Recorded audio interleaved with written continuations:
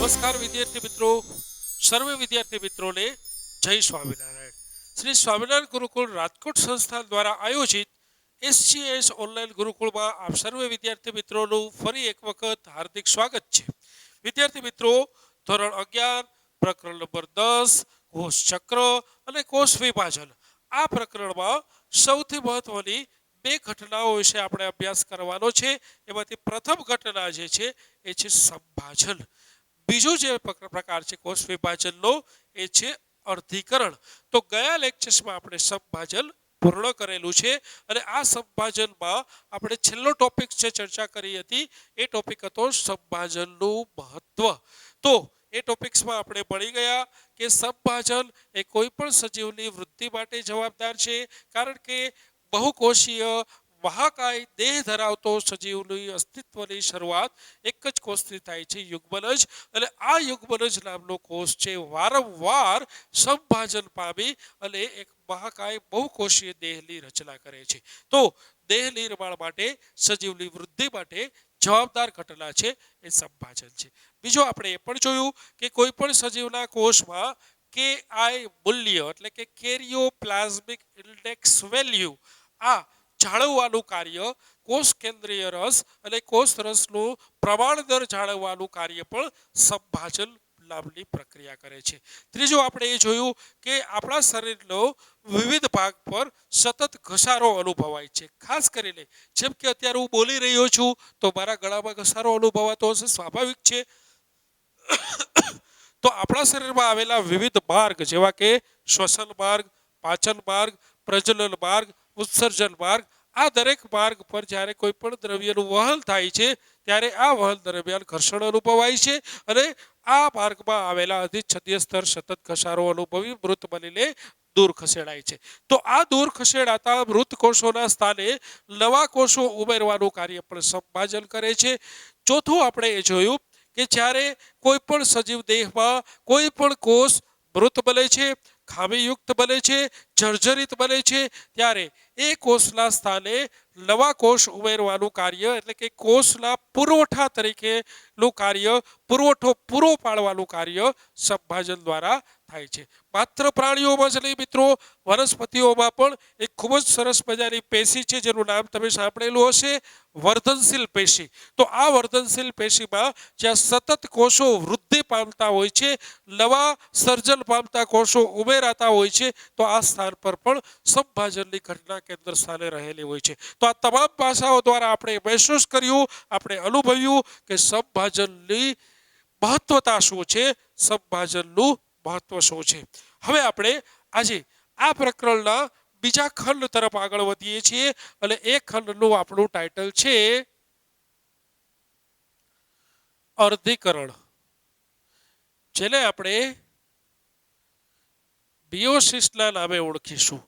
જે રીતના સંભાજન છે એને આપણે માઇટોસિસ કહેતા હતા, એવી રીતે અર્ધીકરણને આપણે મિયોસિસના નામે ઓળખીશું. મિત્રો, જ્યારે કોઈ પણ સજીવ લિંગી પ્રજનન કરે છે, કોઈ પણ સજીવ છે એ લિંગી પ્રજનન કરે છે, ત્યારે આ લિંગી પ્રજનન કરતું સજીવમાં એકકીય જન્યુઓ જે એન સ્વરૂપે રંગસૂત્ર ધરાવતા હોય છે, આ એકકીય જન્યુઓમાં નર જન્યુ જે એન સ્વરૂપ ધરાવે છે અને માદા જન્યુ જે બીજું પણ એન સ્વરૂપ ધરાવે છે. તો આ એકકીય જન્યુઓ છે એ એકકીય જન્યુઓ ફલન ક્રિયા કરે છે અને જ્યારે અહીં નર જન્યુ દ્વારા માદા જન્યુનું ફલન કરવામાં આવે છે ત્યારે દ્વિકીય એટલે કે N+N જે બની જાય છે 2N સ્વરૂપનો દ્વિકીય ફલિતાંડનું નિર્માણ કરે છે. તો લિંગી પ્રજનનમાં સૌથી કેન્દ્ર સ્થાન પર રહેલી જે ઘટના છે એ ઘટના છે ફલનની ક્રિયા, અને એ ફલનની ક્રિયાની કલ્પના તો જ કરી શકાય છે કે સૌ પ્રથમ જન્યુ જનન ક્રિયા દ્વારા અહીં એકકીય જન્યુઓનું નિર્માણ થયેલું હોય છે. તો આજે આપણે કહીએ છીએ જન્યુ જનન ક્રિયા કે જે ક્રિયા દરમિયાન એકકીય જલ્યુઓનું નિર્માણ થાય છે. તો જે ક્રિયા દરમિયાન એકકીય જલ્યુઓનું નિર્માણ થાય છે, આ ક્રિયામાં સૌથી મહત્વનો ભાગ અહીંયા જે ભજવે છે એ છે અર્ધીકરણની પ્રક્રિયા. તો અર્ધીકરણ દ્વારા જ એ જલ્યુઓનું નિર્માણ થાય છે અને એ જલ્યુઓના નિર્માણ બાદ જ ફલનની ક્રિયા થઈ અને દ્વિકીય ફલિતાંડનું નિર્માણ થાય છે. હવે અર્ધીકરણ ભણતા પહેલા આપણે કેટલીક અર્ધીકરણની જે વિશેષતાઓ છે આ વિશેષતાઓ વિશે ભણવાનું શરૂ કરીએ. ત્યારબાદ આપણે અર્ધીકરણમાં થતી ઘટનાઓ વિશેની વાત કરીશું.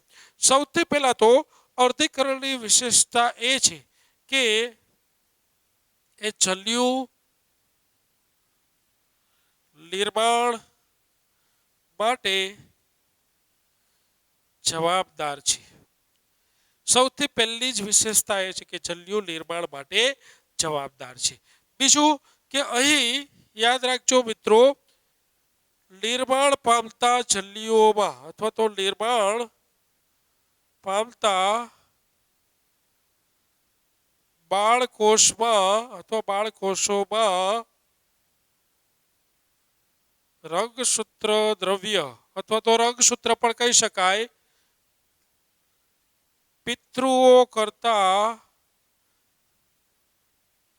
પિતૃકોષ કરતા ઓછું હોય છે. એટલે કે અડધું હોય છે. એટલે કે પિતૃ છે એ 4L હોય તો બાળકોષ 2L બને, પિતૃ 2L હોય તો બાળકોષ છે એ L બને છે. તો અહીં પિતૃકોષ છે એ 2L હોય તો અહીં જે બાળકોષો નિર્માણ પામે છે એ બાળકોષો L હશે. તો એ 2L માંથી L બની જાય છે. રંગસૂત્ર દ્રવ્યની સંખ્યા અડધી થઈ જાય છે. માટે અહીં આપણે આ ઘટનાને કહીશું અર્ધીકરણ. ત્રીજી લાક્ષણિકતા એ છે મિત્રો કે અર્ધીકરણ દરમિયાન અર્ધીકરણ 2 તબક્કામાં થતી ઘટના છે. અર્ધીકરણ એક સળંગ પ્રક્રિયા તો છે જ, જે સંપાદન હતું રીતે, પણ અહીં 2 તબક્કા જોવા મળે છે, જેને આપણે અહીં ઓળખીશું અર્ધીકરણ 1 અને અર્ધીકરણ 2. તો આ રીતના અર્ધીકરણ એ 2 તબક્કામાં થતી પ્રક્રિયા છે. ત્યારબાદ આપણે લાક્ષણિકતા આગળ જોઈએ મિત્રો કે અર્ધીકરણ દરમિયાન જલિલ દ્રવ્યનું બેવડાવાની ઘટના, જલિલ દ્રવ્ય એક જ વખત બેવડાય છે, એક જ વાર બેવડાય છે, જ્યારે કોષ વિભાજન 2 વાર થાય છે. આ ઘટના શું છે આપણે આગળ આખું અર્ધીકરણની ઊંડાણપૂર્વકની ઘટના સમજીશું ત્યારે ખ્યાલ આવશે. પરંતુ એક વખત એ જ તબક્કા દરમિયાન જલિલ દ્રવ્ય બેવડાય છે જ્યારે કોષમાં કોષ વિભાજન છે એ 2 વખત થાય છે. તો અહીં જોઈ શકાય છે કે કઈ રીતના બનતું હોય છે. જો સૌથી પહેલા આપણે વાત કરીએ તો 2L સ્વરૂપે રહેલો જે કોષ છે એ G1 તબક્કામાંથી પસાર થાય અને ત્યારબાદ S તબક્કામાંથી પસાર થાય. S તબક્કાના અંતે અહીં રહેલું જે જલિલ દ્રવ્ય છે એ કોષમાં 4L બની જાય છે.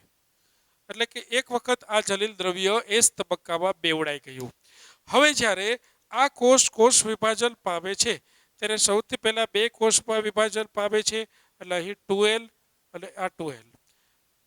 હવે આ વાસ્તવિક રીતે નિર્માણ પામતા બંને કોષ ફરીથી નવા ચક્રમાં જોડાવાના બદલે ફરીથી જલિલ દ્રવ્ય બેવડાયા વિના સીધું ફરીથી કોષ વિભાજન પામે છે. અહીંયા L અને અહીં L, અહીંયા પણ L અને અહીં પણ L. તો અહીં જોઈ શકાય છે કે જલિલ દ્રવ્ય એક વખત બેવડાયું છે જ્યારે એક કોષ વિભાજન અહીંયા અને બીજું કોષ વિભાજન અહીંયા આ રીતના બે વખત કોષ વિભાજનની પ્રક્રિયા થતી જોવા મળે છે. આ જ પ્રક્રિયાને આપણે થોડું સુવ્યવસ્થિત રીતે લખીએ તો આપણે એવું કહી શકાય કે જ્યારે આ છે એ પિતૃકોષ છે 2L સ્વરૂપે રહેલો પિતૃકોષ. તો આપણે અહીં એવું કીધું કે એસ તબક્કા દરમિયાન જલીલ દ્રવ્ય એક વખત બેવડાય છે. એટલે જુઓ અહીંયા આ જલીલ દ્રવ્ય એક વખત બેવડાઈ ગયું. કેટલું બની ગયું? 4L બની ગયું. કેટલું બની ગયું? 4L. હવે આ 4L બની ગયા બાદ બે વખત કોષ વિભાજન થાય છે. એટલે કે એક વખત કોષ વિભાજન થવાથી અહીં 2L અને ફરીથી કોષ વિભાજન થવાથી અહીં L અને L. તો એક વખત પ્રથમ કોષ વિભાજન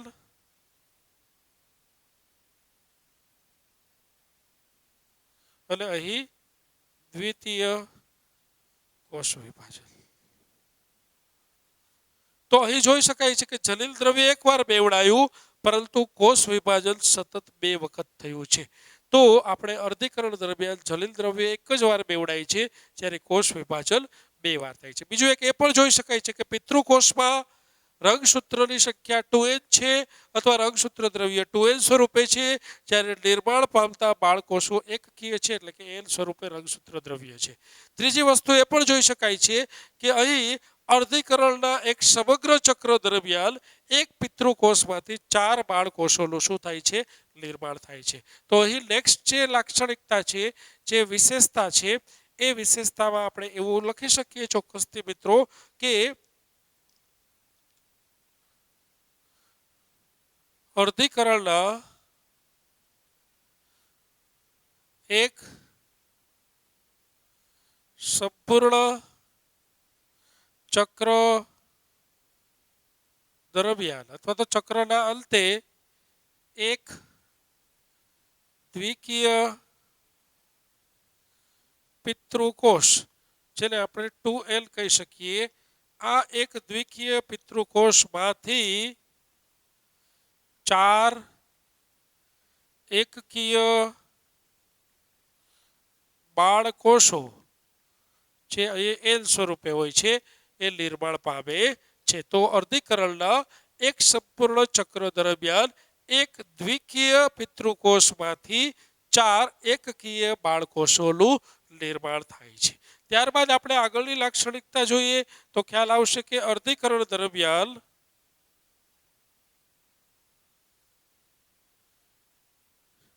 સમજાત રંગસૂત્ર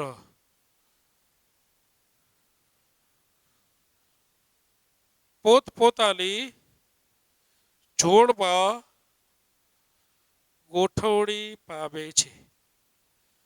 આપ સર્વે જાણો છો કે મનુષ્યના કોષના કોષ કેન્દ્રમાં 23 જોડ રંગસૂત્રો આવેલા હોય છે, પરંતુ આ રંગસૂત્રો અવ્યવસ્થિત રીતે કોષ કેન્દ્રમાં ગોઠવાયેલા હોય છે. પરંતુ જ્યારે અર્ધીકરણની પ્રક્રિયા ચાલતી હોય છે ત્યારે આ અર્ધીકરણની પ્રક્રિયામાં જે સમજાત રંગસૂત્ર છે એ એકબીજા સાથે જોડમાં ગોઠવાય છે. છેલ્લો મુદ્દો આપણે એવો ચોક્કસથી કહી શકીએ મિત્રો કે અર્ધીકરણ દરમિયાન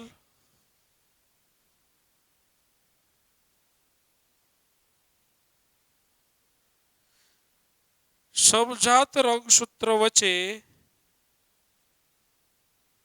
અથવા તો સમજાત રંગસૂત્રમાં વ્યતિકરણ અથવા પુનઃસંયોજન, જેને રીકોમ્બિનેશન પણ તમે કહી શકો, ની ઘટના થાય છે.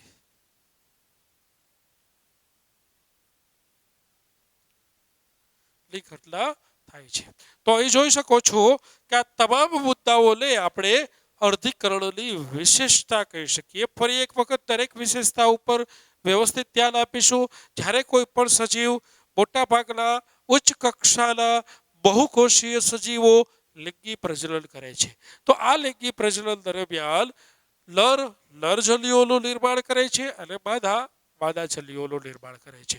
તો આ નિર્માણ પામતા જલીયો જે કોષ છે સજીવનો દૈહિક કોષ છે દ્વિકીય હોય છે, પરંતુ આ નિર્માણ પામતા જલીયો એકકીય હોય છે. આ એકકીય જલીયો જ્યારે ફલન ક્રિયા દ્વારા ફલિતાંડનું નિર્માણ કરે ત્યારે ફલિતાંડ ફરીથી દ્વિકીય બને છે. તો અહીં દૈહિક દ્વિકીય કોષમાંથી એટલે કે ટુએલમાંથી એકકીય જલીયોનું નિર્માણ માટેની જે ઘટના છે એ ઘટનામાં કેન્દ્ર સ્થાન પર અર્ધીકરણ રહેલું છે. તો સૌથી પ્રથમ વિશેષતા આપણે એ કહી શકીએ કે જલ્યો જનન ક્રિયા દરમિયાન જલ્યોની નિર્માણ ક્રિયા માટે અર્ધીકરણ જવાબદાર છે. બીજું, નિર્માણ પામતા બાળકોષોમાં જો પિતૃકોષમાંથી જ્યારે બાળકોષનું નિર્માણ થાય છે ત્યારે આગળની ઘટનામાં રંગસૂત્રોની સંખ્યા સમાન હોવાથી આપણે એ ઘટનાને નામ આપેલું છે સમભાજન. અહીં કોષ વિભાજન દરમિયાન પિતૃકોષમાંથી બાળકોષોનું નિર્માણ થાય છે ત્યારે નિર્માણ પામતા બાળકોષોમાં પિતૃકોષ કરતા રંગસૂત્રોની સંખ્યા ઘટી જાય છે, અડધી થઈ જાય છે. માટે અહીં આપણે ઘટનાનું નામ આપેલું છે અર્ધીકરણ. અર્ધીકરણ બે તબક્કામાં થતી પ્રક્રિયા છે, અર્ધીકરણ 1 અને અર્ધીકરણ 2.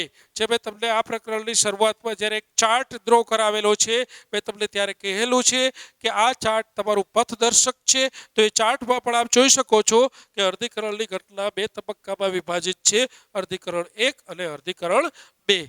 આ અર્ધીકરણ દરમિયાન જ્યારે ઘટનાઓ ઘટે છે ત્યારે એ ઘટનાઓમાં એ જ તબક્કામાં જલિલ દ્રવ્ય બેવડાવવાની ઘટના એકવાર થાય છે, જ્યારે કોષ વિભાજનની ઘટના 2 વખત થાય છે.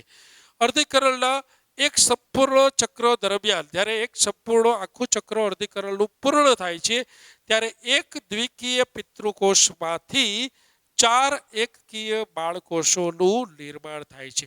આ એક ચક્રનો હિસાબ છે કે એક સંપૂર્ણ ચક્રના અંતે એક દ્વિકીય એટલે કે 2L સ્વરૂપે રહેલા પિતૃકોષમાંથી 4 એકકીય એટલે કે L સ્વરૂપે રહેલા બાળકોષોનું નિર્માણ થાય છે. અર્ધીકરણની પ્રક્રિયા દરમિયાન સમજાત રંગસૂત્રો જોડમાં ગોઠવાય છે, એટલે કે 1 નંબરની જોડ, 2 નંબરની જોડ, 3 નંબરની જોડ, આ રીતના દરેક રંગસૂત્રો 23 જોડમાં ગોઠવાયેલા જોવા મળે છે. અને હવે જ્યારે આ રંગસૂત્રો પોતપોતાના રંગસૂત્રો સાથે જોડમાં ગોઠવાયેલા હોય છે ત્યારે આ સમજાત રંગસૂત્રમાં જલિલ દ્રવ્યની અદલા બદલી થવાની ઘટના જેને ક્રોસિંગ ઓવર અથવા તો વ્યતિકરણ અથવા તો પુનઃસંયોજન રીકોમ્બિનેશન કહેવામાં આવે છે. એ આ અર્ધીકરણની સૌથી ઇન્ટરેસ્ટિંગ ઘટના છે, એ ઘટે છે. તો આ બધી જ ઘટનાઓને આપણે આ બધી જ લાક્ષણિકતાઓને આપણે કહી શકીએ કે લેક્ચરમાં શું કરવું કોલ હમણાં 5 મિનિટમાં કોલ કરવું, રેકોર્ડિંગ ચાલુ છે. તો આ બધી જ ઘટનાઓને આપણે અર્ધીકરણની વિશેષતાઓ કહી શકીએ. હવે જુઓ મિત્રો, આ વિશેષતાઓ બાદ આપણે અર્ધીકરણ ભણવાનું શરૂ કરીએ છીએ. હવે આ અર્ધીકરણ ભણતા પહેલા જે અહીં કેટલાક મુદ્દાઓ છે એ સરળતાથી સમજાઈ જાય, અર્ધીકરણની સમગ્ર ઘટના તમને સરળતાથી સમજાઈ જાય માટે એક સરસ મજાનો ફ્લો ચાર્ટ તમને સમજાવું છું કે કઈ રીતના અર્ધીકરણમાં કોષમાં પ્રક્રિયા ચાલતી હોય છે. હવે અહીં જુઓ મિત્રો, એવું લખેલું જ છે વિશેષતામાં કે અર્ધીકરણ દરમિયાન એક વખત જલિલ દ્રવ્ય બેવડાય છે અને 2 વખત કોષ વિભાજન થાય છે. અહીં બીજું વિશેષતા પણ લખેલી છે કે અર્ધીકરણ દરમિયાન એક દ્વિકીય પિતૃકોષમાંથી 4 એકકીય બાળકોષોનું નિર્માણ થાય છે. તો આ કઈ રીતના શક્ય બને છે? જો સૌથી પહેલા આપણે એ વિચારીએ છીએ 2L સ્વરૂપે રહેલો આ જે કોષ છે તેને નામ આપીશું પિતૃકોષ. અહીં એક સ્પષ્ટ લખેલું છે કે 2 વખત કોષ વિભાજન થાય અને એકવાર જલિલ દ્રવ્ય બેવડાય. હવે સૌથી પહેલા આપણે એકવાર કોષ વિભાજન કરીએ. કોષ વિભાજન થાય ત્યારે અહીં 2 કોષોનું નિર્માણ થાય. સ્વાભાવિક છે કે અહીં જે 2 કોષો બાળકોષોનું નિર્માણ થશે એ બાળકોષો 2L માંથી બનશે, એટલે અહીં બનશે L અને અહીં પણ બનશે L. આજે આખી પ્રક્રિયા થઈ એટલે અર્ધીકરણ 1 કહેવાય. અહીં આપણે કહી શકીએ કે પ્રથમ કોષ વિભાજન થઈ ગયું. ચલો, આ જે ઘટના છે એટલે આપણે કહીશું પ્રથમ કોષ વિભાજન. હવે એ લખ્યું છે એક વખત શું છે, જલિલ દ્રવ્ય બેવડાય. આ જલિલ દ્રવ્ય એક વખત બેવડાય છે માટે અહીં L છે એ બેવડાવાના લીધે 2L બની જાય છે. અહીં પણ L છે, જલિલ દ્રવ્ય બેવડાવાથી 2L બની જાય છે. આ થયું જલિલ દ્રવ્ય બેવડાય છે. હવે એક વખત કોષ વિભાજન થઈ ગયું, એક વખત જલિલ દ્રવ્ય પર બેવડાઈ ગયું, પરંતુ અહીં કોષ વિભાજન 2 વાર થાય છે એવું લખેલું છે. માટે ફરી એક વખત આપણે કોષ વિભાજન કરવું પડશે. અહીંથી આપણે આ કોષનું કોષ વિભાજન અને અહીંથી આપણે જોશું આ કોષનું કોષ વિભાજન. તો અહીં 2L છે, એમાંથી કોષ વિભાજન થવાથી ફરીથી L અને L, આ 2L માંથી પણ ફરીથી કોષ વિભાજન થવાથી L અને L. તો આ બની ગયું દ્વિતીય કોષ વિભાજન. તો જો મિત્રો આ જે સમગ્ર એક ચક્ર પૂર્ણ થયું, તો આ એક ચક્ર પૂર્ણ થવાના અંતે આપ જોઈ શકો છો કે 2 વખત કોષ વિભાજન થાય છે અને 1 વખત શું થાય છે? જલિલ દ્રવ્ય બેવડાય છે. માટે આ એક સંપૂર્ણ અર્ધીકરણમાં સ્પષ્ટ જોઈ શકાય છે કે એક અર્ધીકરણના સંપૂર્ણ ચક્ર દરમિયાન એક દ્વિકીય પિતૃકોષમાંથી 4 એકકીય બાળકોષોનું નિર્માણ થાય છે. તો હવે 2L હતું તો શક્ય બન્યું કે અડધા રંગસૂત્ર થવાથી એકકીય બાળકોષો નિર્માણ થયા, પરંતુ જે પિતૃકોષમાં જ L હોય તો એ તો શક્ય ન બને કે N/2 કરીને અડધા રંગસૂત્ર આવે, એવું તો શક્ય બને નહીં. માટે અહીં આપણે સારાંશ એ કાઢી શકીએ કે અર્ધીકરણની પ્રક્રિયા હંમેશા દ્વિકીય પિતૃકોષમાં જ થાય છે. યાદ કરો, સમભાજનની પ્રક્રિયા દ્વિકીય એટલે કે 2L માં પણ થતી હતી, 2L માંથી 2L, L માંથી પણ થતી હતી, એટલે કે એકકીય માંથી પણ થતી હતી, L માંથી L. જ્યારે અર્ધીકરણમાં એવું શક્ય નથી. અર્ધીકરણની પ્રક્રિયા માટે પિતૃકોષ જે હોય છે એ પિતૃકોષ હંમેશા દ્વિકીય જ હોવો જોઈએ, એટલે કે 2L માંથી જ થાય છે. L માંથી અર્ધીકરણ એટલે કે એકકીય પિતૃકોષમાંથી અર્ધીકરણ કરવું શક્ય બનતું નથી. જ્યારે સમભાજન એકકીયમાંથી પણ થાય અને દ્વિકીયમાંથી પણ થાય છે. તો આ જે આખો ફ્લો ચાર્ટ છે એ આખા અર્ધીકરણની ઘટનાનું વર્ણન દર્શાવે છે. તમારે 2 તબક્કાને વર્ણવવા હોય તો એવું ચોક્કસથી કહી શકો કે અહીં સુધીની જે ઘટના છે અને આપણે કહી શકાય અર્ધીકરણ 1, અને અહીંથી આગળની જે આ ઘટના છે અને આપણે કહી શકાય અર્ધીકરણ 2. તો આ રીતે સમગ્ર અર્ધીકરણની પ્રક્રિયા 2 તબક્કામાં વિભાજિત અર્ધીકરણ 1 અને અર્ધીકરણ 2, અને એક ચક્રના અંતે એક દ્વિકીય પિતૃકોષમાંથી 4 એકકીય બાળકોષોનું નિર્માણ થાય છે. તો આજે આપણે માત્ર અર્ધીકરણ વિશેની પ્રાસ્તાવિક વાત, અર્ધીકરણની ઘટના શું છે, અર્ધીકરણની ઘટનાની વિશેષતાઓ શું છે તેના વિશેનો જ અભ્યાસ કર્યો. આવતા લેક્ચર્સમાં વિદ્યાર્થી મિત્રો આપણે આ અર્ધીકરણની ઘટનાના એક તબક્કા અને એ તબક્કાઓમાં સમાવિષ્ટ પેટા તબક્કા વિશે ઊંડાણપૂર્વક અભ્યાસ કરીશું. ત્યાં સુધી દરેક વિદ્યાર્થી મિત્રોને જય સ્વામિનારાયણ.